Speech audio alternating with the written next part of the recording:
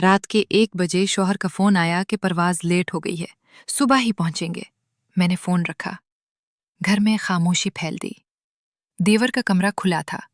मैं पानी लेने किचन गई तो वो भी वहीं खड़ा था, नींद से भरी आंखें, बाल बिखरे। उसने ग्लास मांगा। मैंने भरा। उसके हाथ ने मेरा हाथ थाम लिया। ग्लास में पानी हल्का सा हिला। मैंने हाथ नहीं हटाया।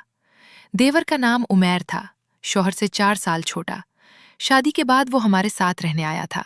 पहले कम बोलता था, अब रात को जागना उसकी आदत बन गई थी। उस रात घर बिल्कुल खाली सा लग रहा था। उमैर मेरे करीब आ गया। पूरा रात घर खाली है, उसने आहिस्ता कहा। मैंने कुछ नहीं कहा। उसने मेरा हाथ पकड़ लिया। मैंने नहीं छुड़ाया। वो मेरे और करीब आ गया। उसने मेरे बालों को छुआ और मेरे माथे पर होंठ रख दिए, हल्के से। मैंने आंखें बंद कर ली। उस रात किचन से शुरू होकर मेरे कमरे तक हमने एक दूसरे को महसूस किया। वक्त का पता नहीं चला। सांस तेज हो गई। जिस्म की गर्मी ने पूरे घर की हवा बदल दी। हमने एक दूसरे की मौजूदगी को शौहर से छुप कर कबूल कर लिया। बाहर सिर्फ कुत्तों की आवाज थी, अंदर सिर्फ हमारी सांसों का मेलाद था। रात भर कभी बिस्तर पर, कभी फर्श पर, कभी दीवार के सहारे। जब सुबह की रोशनी खिड़की से आई तो अलग हुए।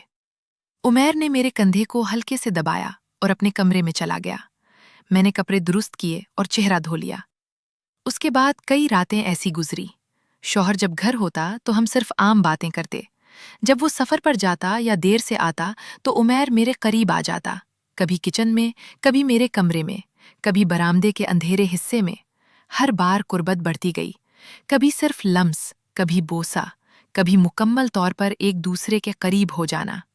मैं जानती थी ये गलत है, देवर के साथ रात भर, मगर घर की तन्हाई और उसकी नज़र ने रोक न सका। उमैर भी कभी कहता, अगर भाई सुबह आ गया तो फिर भी रह जाता। मैं भी दरवाज़ा बंद नहीं करती थी। एक हफ्ते शौहर बाहर शहर चला गया।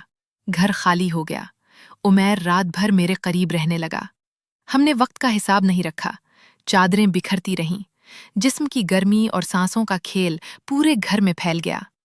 हमने एक दूसरे को इस तरह महसूस किया जैसे सब कुछ भूल गए हों। कई हफ्ते ऐसे गुजरे। ताल्लुक छुपा रहा। शौहर को कुछ पता नहीं चला। मैं उसके साथ आम जिंदगी गुजारती रही। अंदर एक अलग कहानी चल रही थी। फिर एक दिन उमैर ने बताया कि उसे दूसरे शहर में नौकरी मिल गई है। वो जा रहा है। मैंने सर हिलाया। आखिरी रात शौहर घर पर नहीं था। उमैर आया। हमने कमरे में आखिरी बार एक दूसरे को महसूस किया। शिद्दत ज्यादा थी, सांस भारी थी। जब अलग हुए तो उसने मेरा हाथ पकड़कर दबाया और अपने कमरे में चला गया। अगली सुबह उसका सामान बांधा गया और वो निकल गया। अब घर में फिर खामोशी है।